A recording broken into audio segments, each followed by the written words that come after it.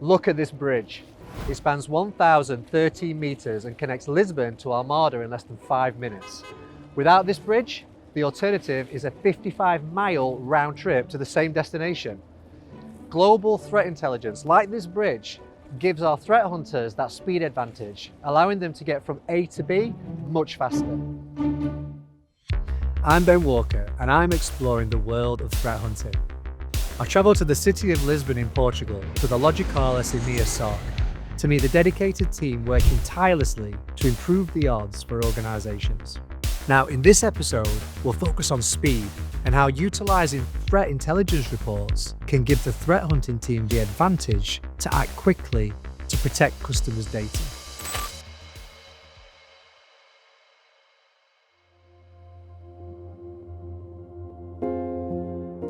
So in the battle against cyber threats, countries often collaborate to enhance their collective understanding of the dangers out there. Global threat intelligence is a crucial asset in threat hunting, providing valuable insights into the bad actors targeting organisations. The cybersecurity community are very open to sharing. We're all on the same side. So the threat intelligence we get is significant and very helpful. It really shortens the time we take to find out malicious activity.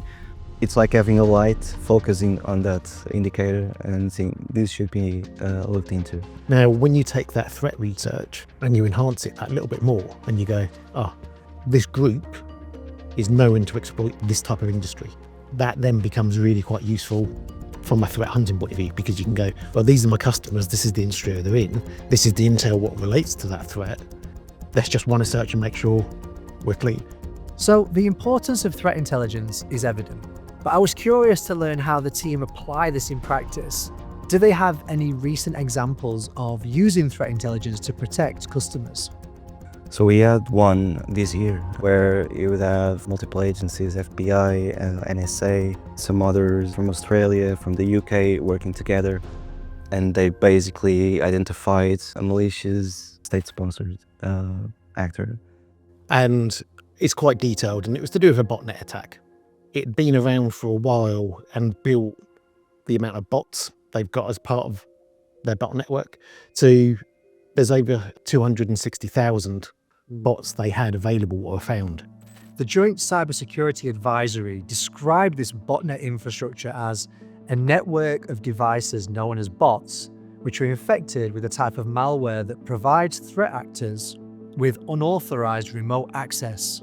The report goes on to describe these bots as IoT devices such as webcams, DVRs, IP cameras, running Linux-based operating systems.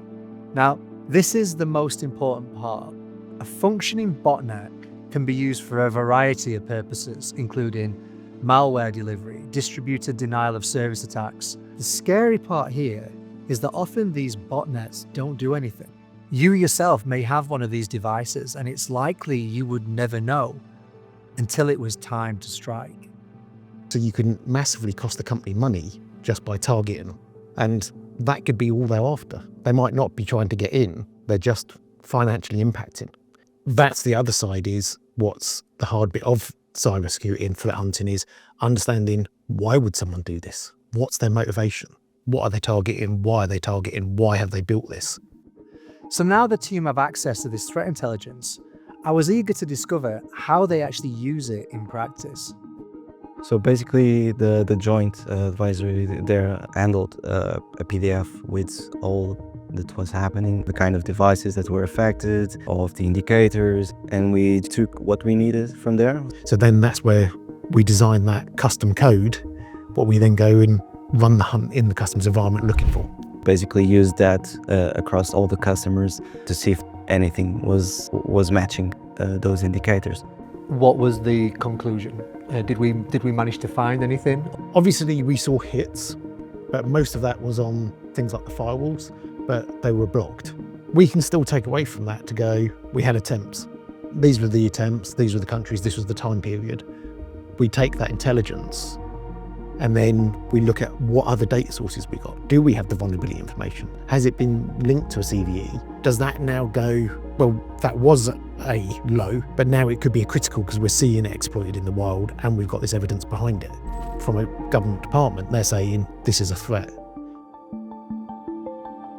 So now I'm wondering, what's the difference between a threat hunter extracting and using this information versus an AI model designed to do the same thing?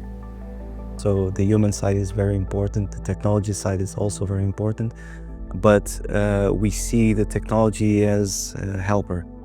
Yes, I could have a piece of code, but some people would call it AI these days, to look through that PDF and extract information.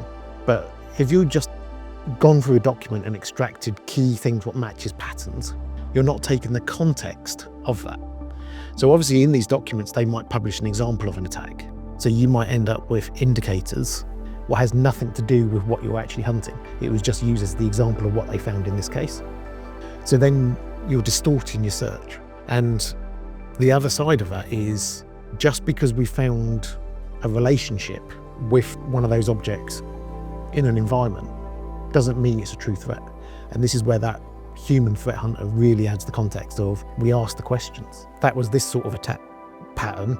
Is there anything else I can look at in this environment? Or, oh, I found one hit, that looks a bit suspicious. What else is related? So then you might run further hunts with what intelligence we've got around them, just as a safety net.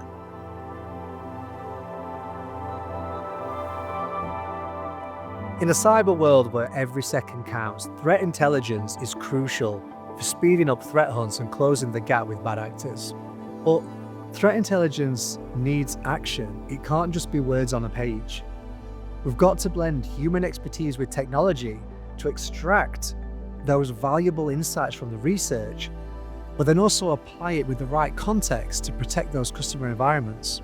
Finally, and probably most important of all, I learned that we've got to remember that this information is in the public domain. The bad actors know what we know, creating a constantly shifting battlefield.